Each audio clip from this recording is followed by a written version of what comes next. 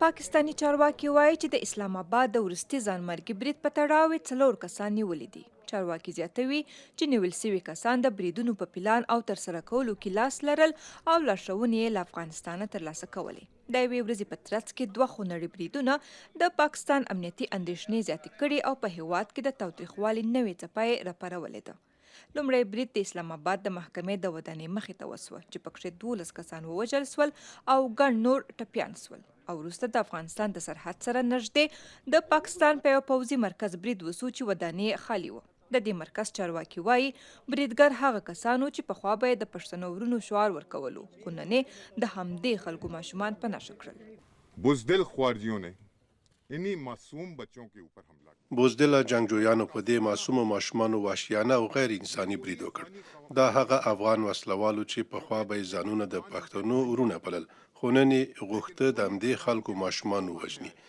دا هماغه بزدل افراطیانو چې کله قبایلي خلک په سختو ورځو کې مرسته ورته کړې وه، خو نن یې وسلې د همدې خلکو پر ماشومانو راوګرځولې. لیکن آج انہی کے بچوں کو مارنے آئے.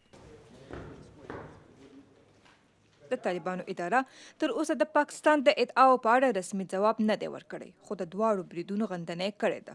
په عین حال کې د وزیرستان سیمه ییزو چارواکو ویلي چې پر پوځي مرکز بریدګر له افغانستانه لارښوونې ترلاسه کولې. د اسلام آباد چارواکو ویلي چې پر محکمې د سوي برید عامل کس عثمان نومیده چې د ننګرهار ولایت اوسیدونکی وو. هغوی نږدې 24 ساعته دلته پاتې وو. هغه وخت یې غوښته وتښتي چې کله د زده کوونکو په ګیراوګان نیولو کې پاتې راغله. له خپلې ناکامېدو وروسته یې غوښته چې ووځي، ځکه دوی له افغانستانه چې هلته دوی ته لارښود کیږي امر راغی. هغوی ته ویل شوي ول که زده کوونکي مو ونه سو نیولی یوازې وتښتئ. د تېښتې په هڅه کې ول چې موږ همدلته ووژل.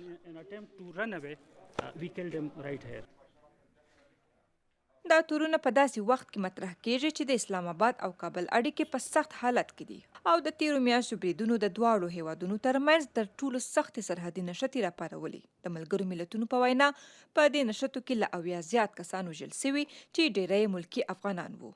دواړو هیوادونو په اوربند موافقه کړې، خو د هغې جزئیات تر اوسه نه دي نهایي سوي او دواړه لوري یو بل د تفاهم په بنبست کې تورنوي.